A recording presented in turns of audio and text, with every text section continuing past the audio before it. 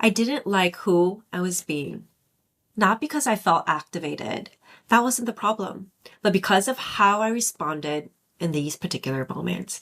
And this is something we don't talk about enough when it comes to living by your standards, because you can be self-aware, you can know your values, and you can be really clear on your standards and still find yourself acting in ways that don't fully align with them. If you're new here, I am Chris O, the host of PS Younger Self.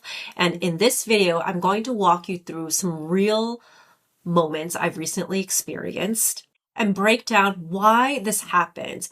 Even when you've done the work, what's actually being activated underneath your reactions and how this connects to your values and your identity and your ability to actually live by your standards in real time. Because the gap isn't what you don't know. It's not that at all. It's that something deeper is running through in that moment, is running in that moment. So I'm going to share something personal with you, something real. And this will really tie into the point here. Recently, I found myself in a few situations where I was dealing with Portuguese bureaucracy here in Portugal. And if you've ever experienced that, you already know. It can feel like you're talking to someone who is just reading a script and not truly listening to you, or at least trying to listen to you. And I remember walking into a particular office needing help with something specific. And quite frankly, my lawyer sent me there. And instead of actually helping me solve the issue, it felt like they were just repeating information I already knew. And I can feel it. That shift that was happening inside of me. It was the internal reaction building and surfacing externally. My frustration, my impatience, that feeling of this is a waste of my time. And I'll be honest with you, I didn't handle it the way I would have wanted to. I didn't like the way I handled it. I walked out irritated, and my tone was off, my energy was off. And then there was another moment speaking with a real estate lawyer here in Portugal, and where I didn't feel like he actually had my best interest in mind as a potential client. And instead, it felt like he was just repeating, this is how it works in Portugal. This is how it's always done. And what made it hit even harder is that that's exactly the kind of thinking that led me into a really painful and messy situation in the past that I'm still dealing with. So in that moment, it wasn't just frustration for me. It was frustration mixed with history, mixed with the feeling of not being supported with my best interests in mind. And I could feel it in my body. Again, my tone shifted, my patience dropped, and even my face, I can feel it tightening and my expression was changing. Like what I was feeling inside was starting to show on my face. And I'm not surprised because the people closest to me have always told me I could never be a poker player. After that, after these moments, I had a moment of self-reflection where I thought I actually didn't like who I was being in these moments. Not because I was wrong, not because I acted totally irrational or anything like that, but because it didn't feel aligned with who I know I am and who I am becoming, aligned with living by my standards or how I want to move through the world. And this is where I want to be really, really honest with you, because that's the real value, right? If I'm being honest with you here, and a little bit more nuance, because awareness, I believe, doesn't always show up the same way. There are moments, like I've shared before, where you can catch it in real time. It's what I call the micro moment. That's the split second micro moment where you can see yourself right in front of your eyes, a split version of yourself. The old version of yourself who has always reacted by old patterns, and the one who you're becoming. And in that split second, you choose who you want to be aligned with. But these moments weren't one of those moments for me. In these particular situations, I didn't catch it in real time. I was already in the reaction, and I was operating from a familiar, conditioned way of responding. Especially in moments where I felt frustrated or like my time was being wasted. And it was only afterwards, when I stepped back and reflected even deeper, that I saw something really interesting and the powerful thing here that I want to share and point out in this video. I can say in those moments, I can say that I wasn't aligned with who I want to be. And this is what people don't fully understand about what it means to live by your standards. They think, if I've done the work, I will catch myself every time. I will always be aware in the moment. I will start to respond differently automatically, but we all know that's not possible. That's just not that easy. And that's not how it works.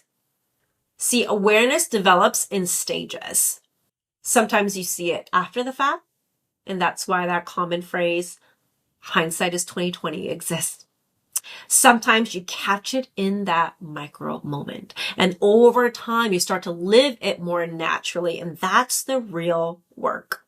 Not just becoming aware of your patterns, but building the capacity to meet those moments differently, more consistently over time. But here's the deeper insight here that was really revelatory for me that I want to really underscore here. Because in these particular moments that I spoke about, it wasn't just that I was reacting out of old conditioning. It was something deeper that was being activated. Stick with me here. When I reflected back even deeper, I realized the pattern where I was getting frustrated in these particular moments. They were all situations where I felt like my time was being wasted. Not that somebody could help me, but because I felt that my time was being wasted. If you've been following my work for a while, you know this, that time is one of my core values. I'll explain. I value how I spend it, who I spend it with, and how it is respected, and vice versa. I respect other people's time as well. So, what I was experiencing in these moments wasn't random. It wasn't, again, that I was just irritated for not getting what I wanted or not getting the help that I needed.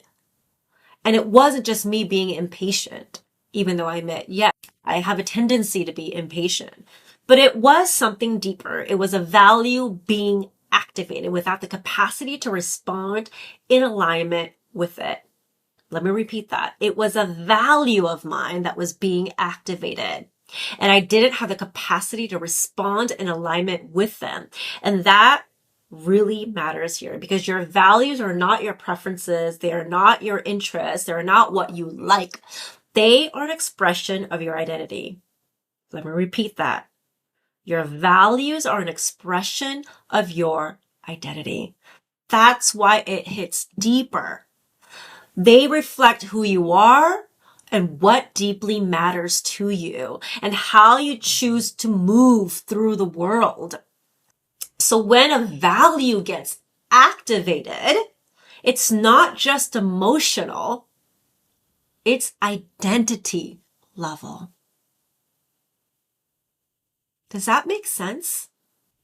I really, really want to make sure like that resonates with you, that if an activation is hitting a core value of yours, it hits deeper because it is at the identity level and you don't yet have the capacity to hold that activation because your system defaults to old patterns, not because you don't know better, but because that version of you is still what your system has practiced being.